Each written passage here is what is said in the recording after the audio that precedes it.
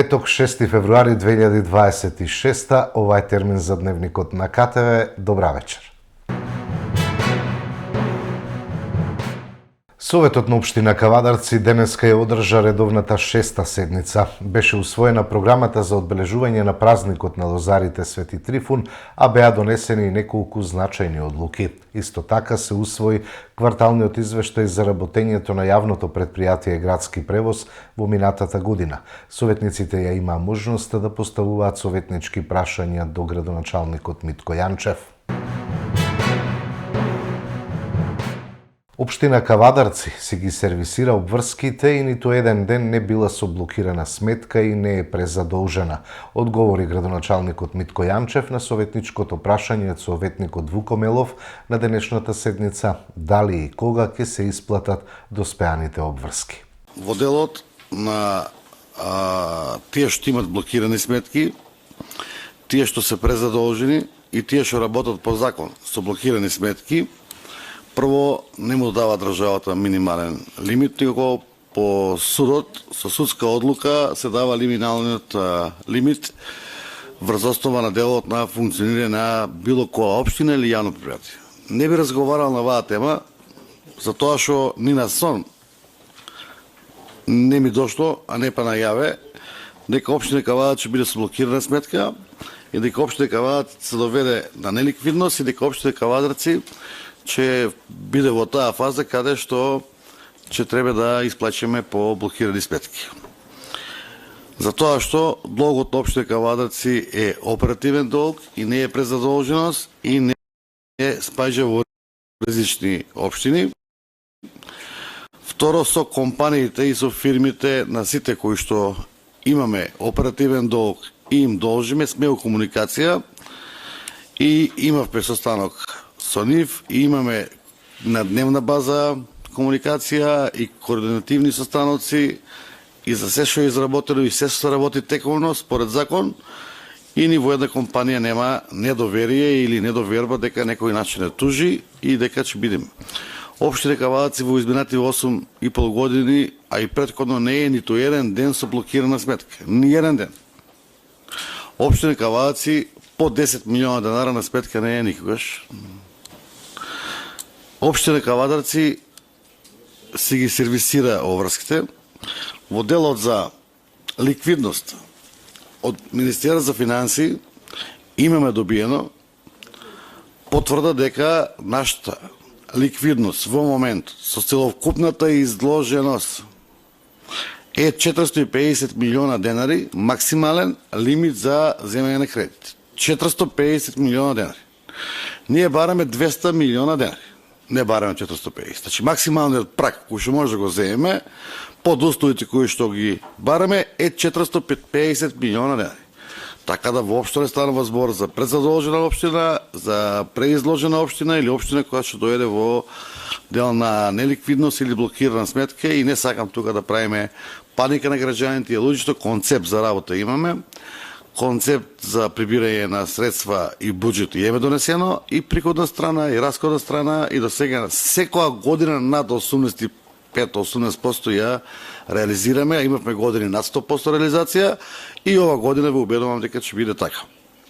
До ден денеска, ја не знам од кај ви сте информации дека има проблем во Министерството за финансии, дека дали да се даде кредит на општина Кавадарци, доколку имате ваши структури и го обструирате земењето на согласност во делот на Министерството за финансии, тогаш ви честитам од страна на минимална опозиција да имате таква сила и луѓе кои што го прават, тоа е за поздрав. Меѓутоа, тоа го правите, ако го правите воопшто, го правите не во интерес на граѓаните, него во интерес на нешто друго. Општина Кавадарци не е преизложена, има само еден кредит активен, кој што е по основ на градењето на пазарот и више 40% е вратен.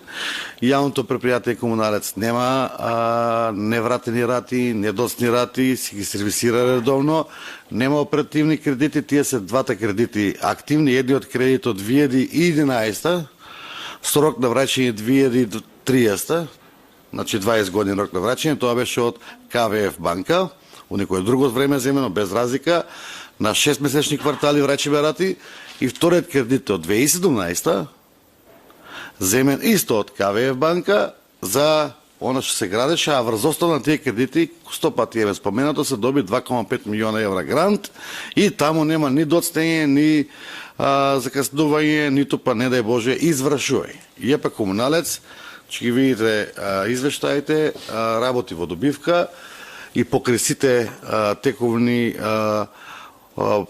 трошкови кои ќе ги ствара во делото одржување на животната средина, хигиената, износ на сметот, секоја можна локација, диви депони, значи комплетно се.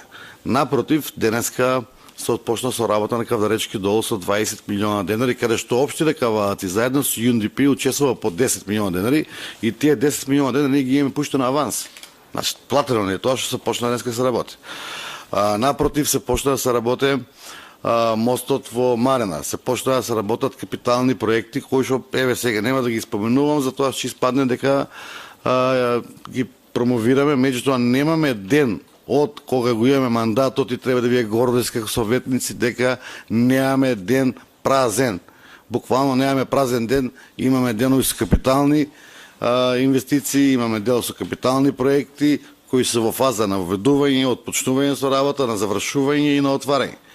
Ќе дојде за неполна една година од сега што сите локални проекти ќе бидат остварени и направени.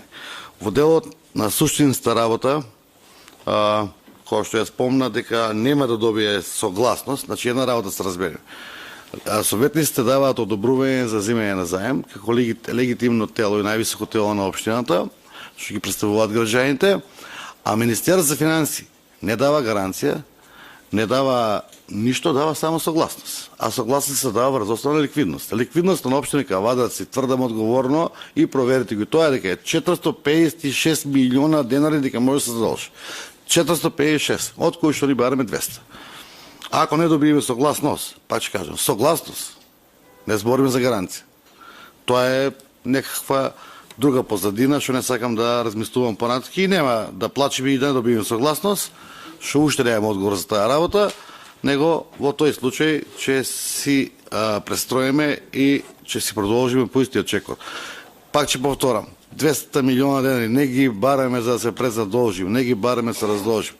Ги бараме за да отскокнеме 5 месеци ваком период да можеме на нашите компании да побрзо им платиме, со тоа да добијат поголема ликвидност компаниите, за да можат идните проекти кои што сега се отпочнати и се отпуштуваат за да имат динамика на градба подобра.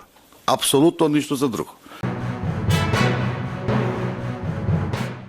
Со нови водомери против загубите на водата, општина Кавадарци обезбеди 2000 нови водомери од страна на Министерството за животна средина.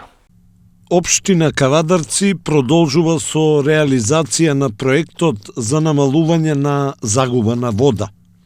Истиот ќе се обиде да го реши долгогодишниот проблем со нови 2000 водомери обезбедени од страна на Министерството за животна средина. Со овој проект, општина Кавадарци прави значаен чекор кон унапредување на водоводниот систем и поефикасно управување со водните ресурси во интерес на граѓаните и заштитата на животната средина.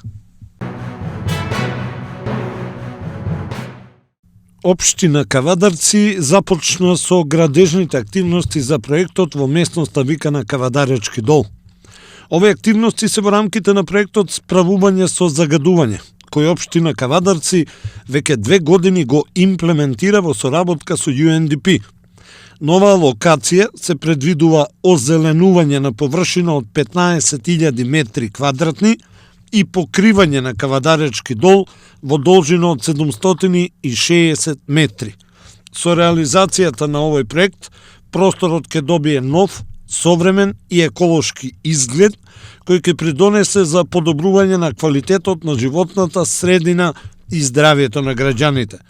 Кавадаречки дол се очекува да прерасне во уредена и зелена урбана целина, наменета за рекреација, прошетка и пријатен престој како значаен чекор кон поодржлив и почист град. Македонската православна црква ги известува своите верници дека низ градот Кавадарци некоја група луѓе одат по домовите со крст од празникот Богојавление. Од црквата информираат дека крстот од празникот се наоѓа во храмот Свети Димитрий на поклонение за сите верници и истите кои одат низ градот лажно да ги пријават на надлежните институции. Солзењето или влажното око е чест симптом. Во тема на денот во Дневникот пренесуваме совети од доктор Марија Нанева, специјалист офталмолог. Солзењето на окото или влажното око е многу чест симптом кај луѓето и зошто се јавува. Значи, окото солзи постојано и тоа е заштитен механизам. Солзите се нашиот заштитен механизам. Секоја солза, капка, 90% е вода, а 10% се липиди. Што значи тоа? Значи, има 3 слоја кои што го штитат окото од надворешни влијанија.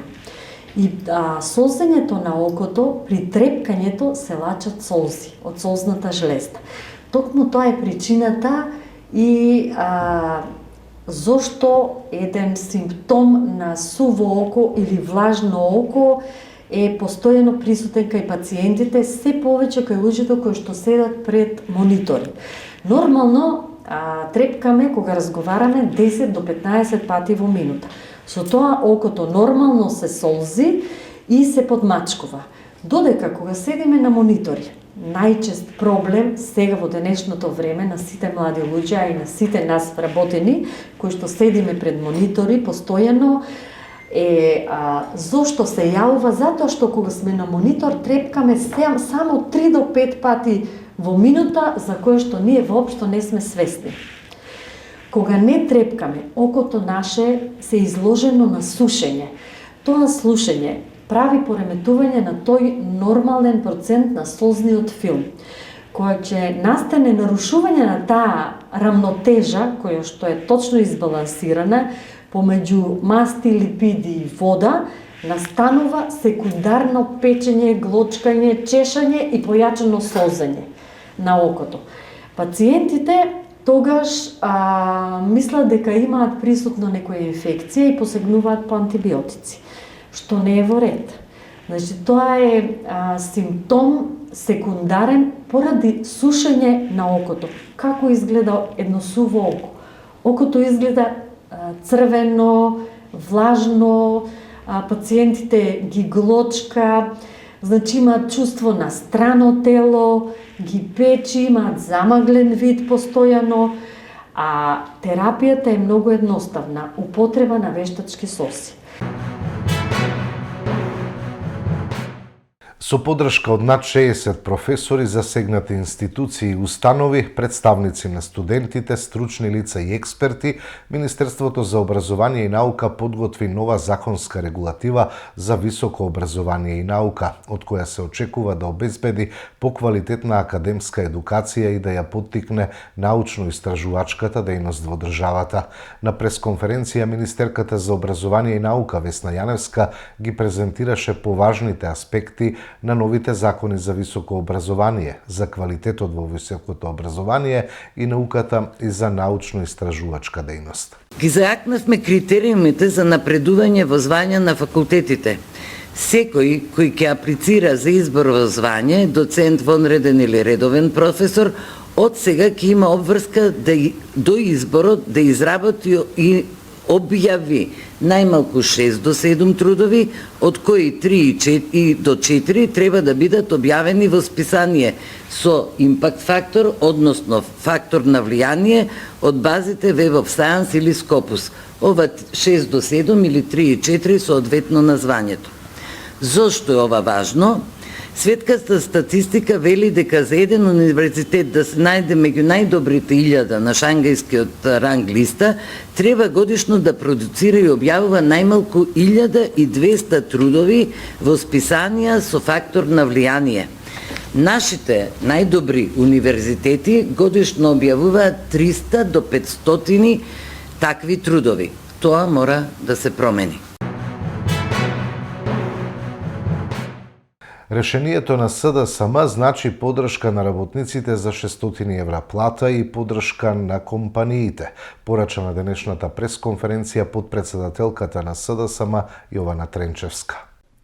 Социјалдемократскиот сојуз на Македонија понуди јасно, конкретно и реално остварливо решение за зголемување на минималната плата на 600 евра. Преку ребаланс на буџетот, само со рационално кратење на трошоците од луксузот на власта, може целосно да се обезбедат до 200 милиони евра за зголемување на минималната плата на 600 евра за работниците и поддршка на компаниите и приватниот сектор преку субвенционирање на придонесите. ВМРО да не ги плаши приватните компании и работодавачите. Решението на Социјалдемократскиот сојуз на Македонија значи поддршка на двете страни, и на работниците, и на работодавачите, односно компаниите во приватниот сектор.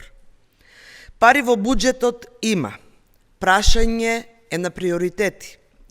Само за зголемување на минималната плата на 600 евра потребни се околу 7,5 милиарди денари, односно 120 милиони евра.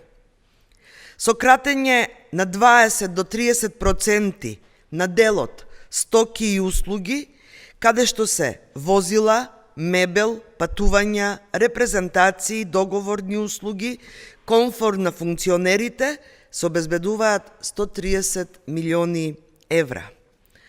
Со кратење на делот разни трансфери, од хонорари, временни вработувања, ќе се обезбедат дополнителни 75 милиони евра.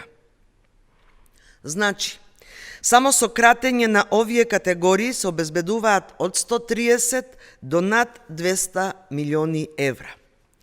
Овие пари се доволни не само за минимална плата од 600 евра, туку и за дополнителна мерка за поддршка на приватниот сектор преку субвенционирање на придонесите. На овој начин, компаниите ќе можат да ги зголемат платите без да се загрози нивната ликвидност. Не може да има пари за луксус, патувања, партиски тендери и партиски вработувања, а да нема пари за работниците. Не држат изговорите на владата дека ако се покачи минималната плата, ќе се загрози економијата или работата на компаниите. Социјалдемократскиот сојуз на Македонија во својот мандат ја зголеми минималната плата од 8.000 на 22.500. Па не се затворија работните места, не се загрози економијата. Напротив, со повеќе пари кај граѓаните и поддршка на компаниите се зголемува потрошувачката и расте домашното производство. Изговори нема. Ако власта сака да им помогне на работниците, може веднаш да предложи ребаланс на буџетот. СДСМ ќе го поддржи. Двојни аршини на СДС и Филипче велат дека треба да се казнат оние кои сакаат да возат без возачки, а од друга страна гласаат против имплементација на безбеден град. Порака од денешната пресконференција на Бране Петрушевски од владеачката ВМРО ДПМН.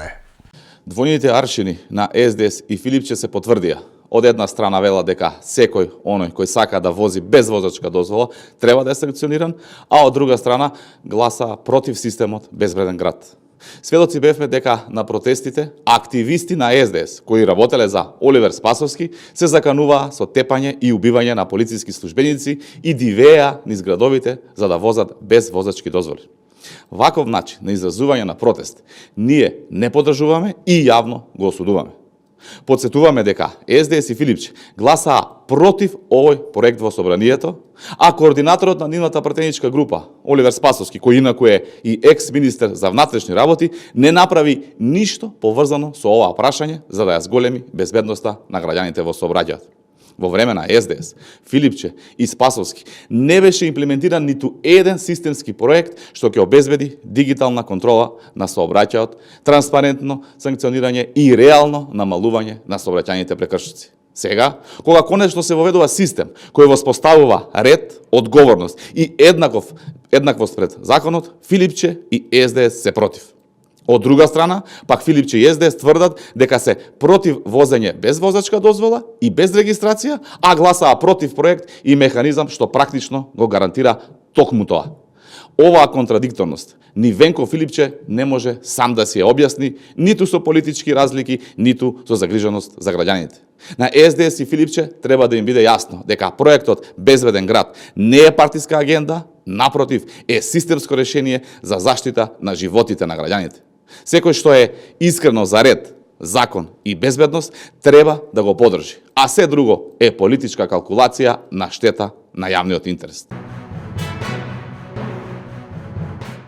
Продолжуваме со информации од спортот. Редовни кола во машката и женската кошаркарска суперлига. Тиквеш Голден Игла со 3 победи во серија му гостува на Чаир, а Пробаскет кој е во низа од 4 победи гостува кај Крива Паланка. Иако во редното 14-то коло во машката кошаркарска МТЛ Суперлига завршува денеска со средбата ТФТ Чаир, екипите веќе размислуваат за редовното 15-то коло кое на програмата е викендов. Утре, сабота, 7 февруари, Гостивар ќе има многу тешка задача бидејќи ќе му гостува на актуелниот шампион МЗТ. Ангели на домашен терен ќе го пречекаат ранетиот Лав Куманово, а најинтересно и најнеизвестно се очекува да биде на дуелот помеѓу Феникс и Пелистер. Во недела, работнички ќе има тешка задача да го започне процесот на рехабилитација, бидејќи ќе го пречека тимот на Кожув, а во скопската пресметка маđари ќе го нагости лидерот ТФТ. Во последниот надпревар од ова коло, во понеделник, Чаир ќе му биде домаќин на Тиквеш Голден Игл. Кавадарчани во одлична атмосфера го пречекуваат овој надпревар и се без пораз во оваа календарска година, па посакуваат продолжување на победничката серија. Девојките овој викенд ќе ги одиграат средбите од 12-тото коло, а сите средби ќе се одиграат во недела. Во скопската пресметка засилениот Бадел ќе му гостува на МЗТ. Во дербито на дното, Патриот во Делчево ќе го пречека тимот на Спорт тим од Неготино. Актуелниот шампион и лидер Баскет Кам на домашен терен ќе игра со амбициозниот тим на Вардар, а екипата на Пробаскет, која е во серија од 4 победи, ќе има тешка задача на гостувањето кај претендентот за највисок пласман екипата на Крива Паланка.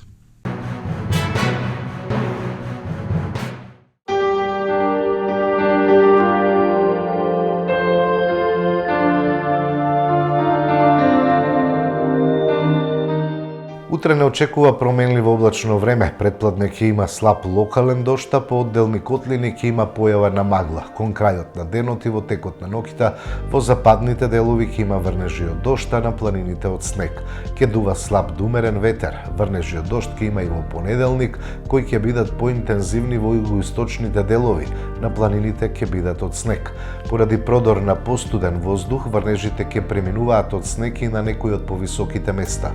Потоа во следните 2 дена ќе биде претежно стабилно, а нови врнежи повторно се очекуваат од четврток. Продолжува променливото време и во наредните денови. Тоа беше и последна информација во Дневникот на КТВ. Ви посакувам пријатна вечер.